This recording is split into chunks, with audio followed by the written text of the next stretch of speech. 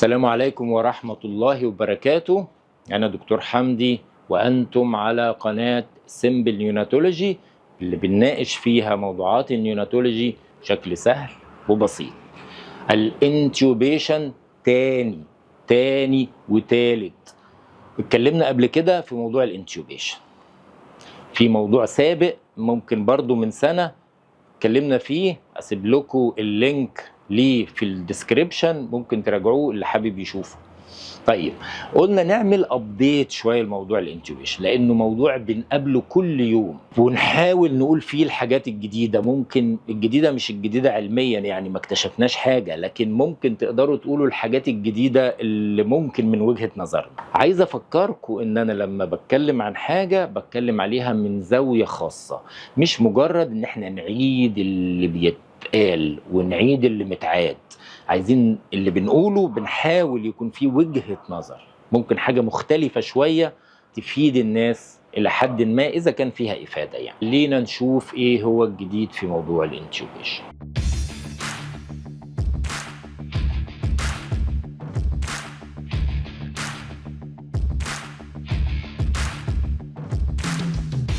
أول حاجة بس نبقى عارفينها في موضوع الانتيوبيشن إنه لايف سيفنج، يعني قد يعني الفاصل ما بين الحياة والموت.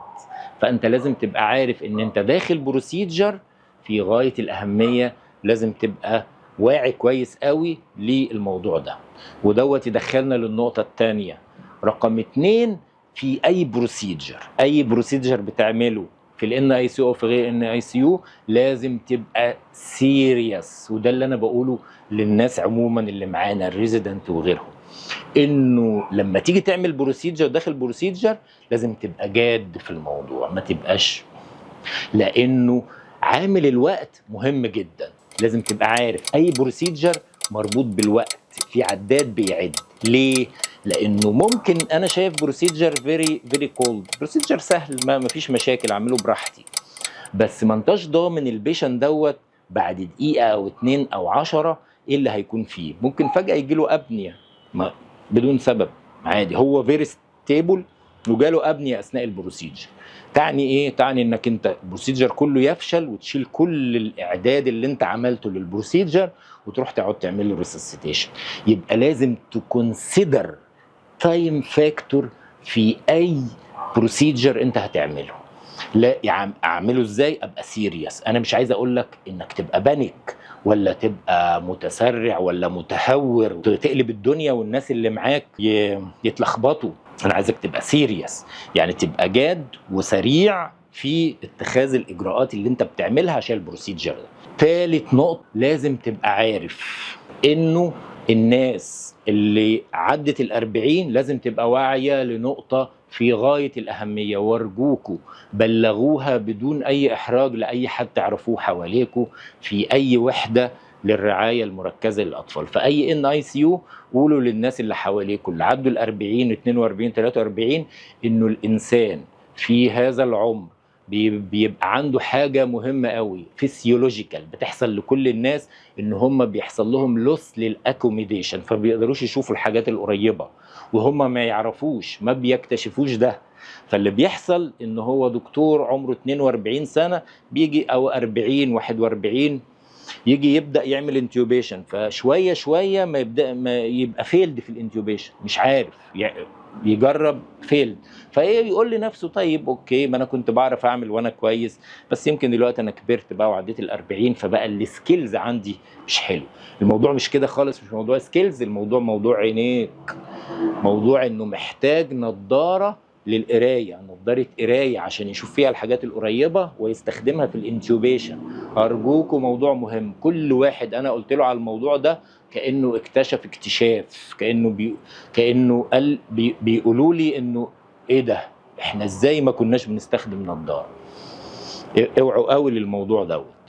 النقطه اللي بعد كده ضروري وانت بتعمل انتيوبيشن اقدر اقول لك بس حاجه واحده، ارجوك لا تبحث عن اوبننج، ما تفتحش، ما تدورش على فتحه تدخل فيها التيوب، دور على لاند مارك تبقى مرتبطه بالفتحه دي. النقطة اللي بعد كده نقطة مهمة قوي بقى في أي بروسيجر، أرجوكوا اسمعوها كويس والأجرنا على الله.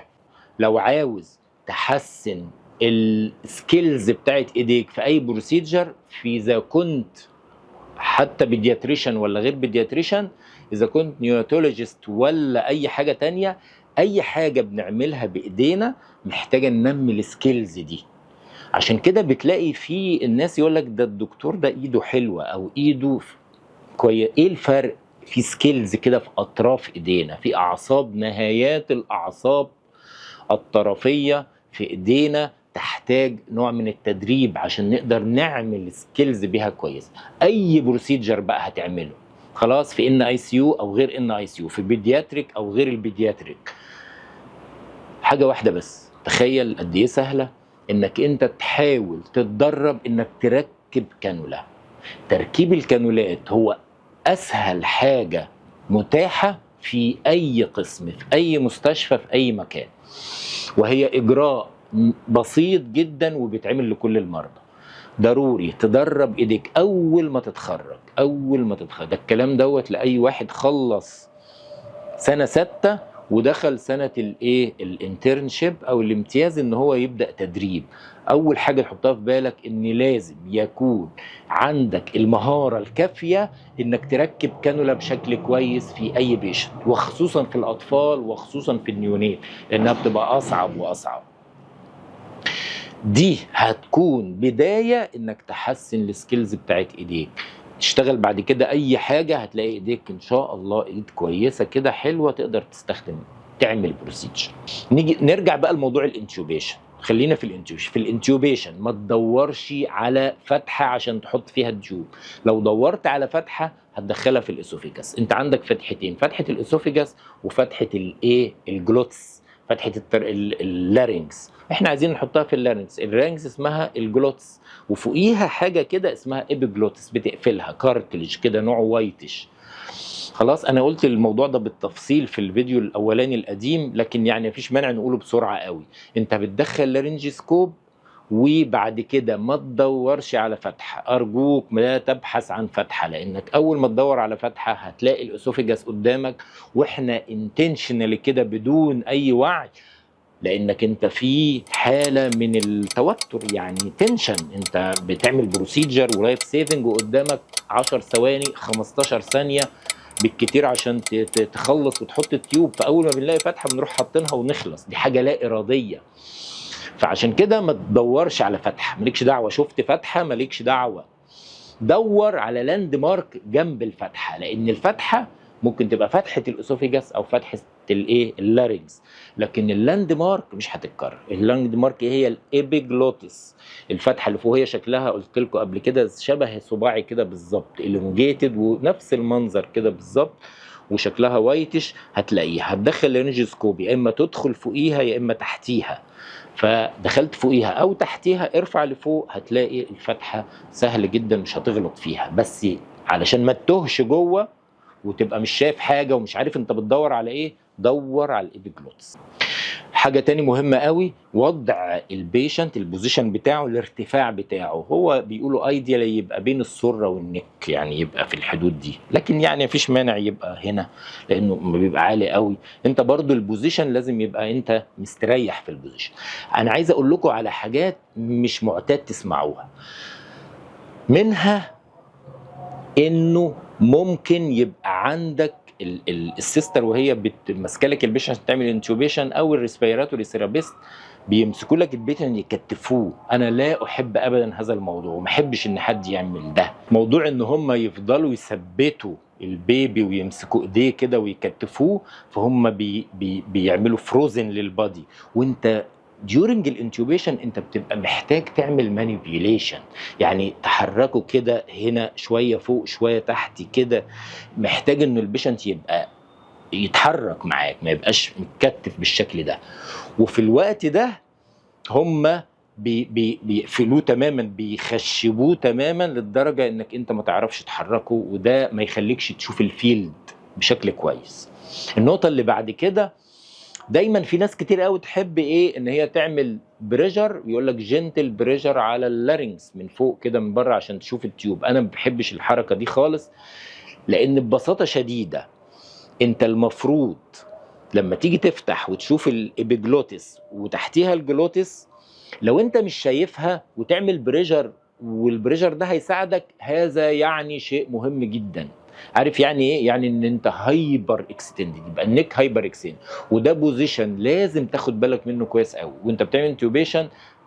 احترس قوي بانك انت البيشن يكون هايبر اكستندد نك، ان هايبر اكستندد نك معناها اللارنكس تبقى فوق خالص، فوق مش هتشوفها خلاص. عاده احنا كده هو اكاديميكالي كده يقول لك ايه، انك انت حط البيشن سنيفنج بوزيشن، يعني ما يبقاش فليكسد ولا اكستندد. هو ده يعني ماشي، كله كلام مظبوط، بس هو عمليا ان ما بيبقاش فليكسد. هو كل البيشن بيبقوا هايبر اكسيد، لان انت من التوتر والقلق تقعد تشد فوق فوق، تشد تلاقي تاخد اللارنكس لفوق فتبقاش شايف، فتشد اكتر فتبقاش شايف اكتر، وهكذا. لازم تريلاكس شويه وترجع للبيشنت، تمنع الهايبر اكستنشن اللي انت بتعمله ده.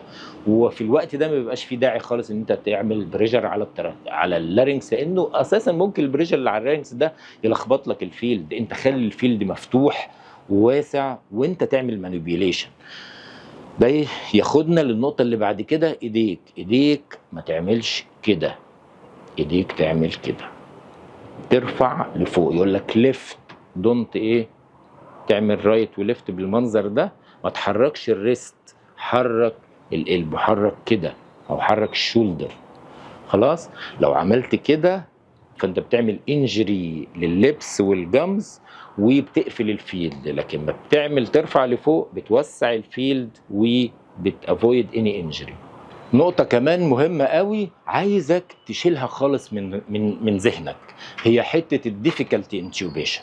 مفيش حاجة اسمها ديفيكالتي انتيوبيشن، لازم تقول لنفسك كده، تفضل تقول لنفسك نو ديفيكالتي انتيوبيشن. الديفيكالتي انتيوبيشن موجود ومعروف بس في حالات فيري فيري فيري رير، ولما تبقى موجوده هنبقى كلنا عارفين انها، اللي هي حالات زي البير روبن سندروم مثلا. خلاص، غير كده لازم تشيل دي من ذهنك خالص، من قاموسك. ليه؟ انا هقول لك. مش معناها انك انت او انا سوبرمان، يعني احنا ما احنا السوبرمان. انا ياما فيلد في الانتيوبيشن وانت ياما هتفيل في الانتيوبيشن، مفيش مشكله. بس اللي عايز اقوله لك ايه، انك انت ما تحطش الكلمه دي في اللاوعي اللي عندك، لانه هيبرر لك اي فيلد. الفيلد اذا في حاجه خطا في البروسيجر، قولا واحدا انت فيلد في الانتيوبيشن يبقى في حاجه خطا احنا عملناها بس. لكن مفيش حاجه اسمها ديفيكالت انتيوبيشن، عشان نبقى عارفين مفيش حاجه اسمها شورت نيك ومش شورت نيك. بس الحاجه الوحيده زي ما قلت لك هو في سندروم، حاجه غريبه، سندروماتيك بيشنت، في حاجه عجيبه اوكي. لكن البيشنت العاديين دول اللي عندنا، يكون كبير يكون صغير يكون شورت يكون اللي يكونوا، هو مفيش حاجه اسمها ايه difficult intubation. في حاجه اسمها problem in steps of intubation. طيب، علشان اللاوعي ما ياخدش دي ويفضل يبرر لك ده. بعد كده النقطة الأخيرة، إنه لما تعمل انتيوبيشن إن شاء الله بنجاح، مش الموضوع انتهى عند هذه النقطة.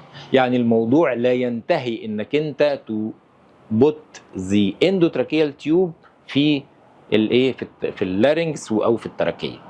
لازم تبقى عارف، مهم قوي تبقى واعي كويس قوي، انه البروسيجر هو مسؤوليتك حتى النهايه. النهايه امتى؟ لما خلاص كل حاجه تتثبت وكده. لان انت ممكن تحط التيوب وبعد كده تقول السلام عليكم انا كده يعني بطل زماني وعملت انتيوبيشن، ويجي حد يثبت لك التيوب او يحركوا او ينقلوه كده او يحركوه فيروح طالع التيوب.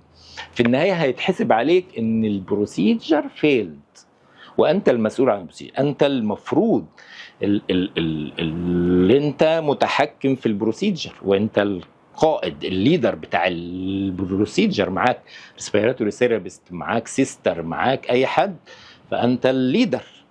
فالبروسيجر مسؤوليتك حتى النهايه. فخد بالك بعد ما تحط التيوب ما تمشيش، بعد ما تحط تيوب وقف شويه وساعد اللي بيعمل تثبيت للتيوب وبيمسكها كويس قوي وثبت معاه وخليك حريص انك انت تمسك التيوب لغايه لما تثبت تمام، وخليك حريص لغايه لما يلفوا تاني العيان، لانه البوزيشن بتاع الانتيوبيشن غير البوزيشن بتاع العيان، هيرجعوا يلفوه، فهيحطوه تاني ويلفوه ويوصلوه بالفنتليتور.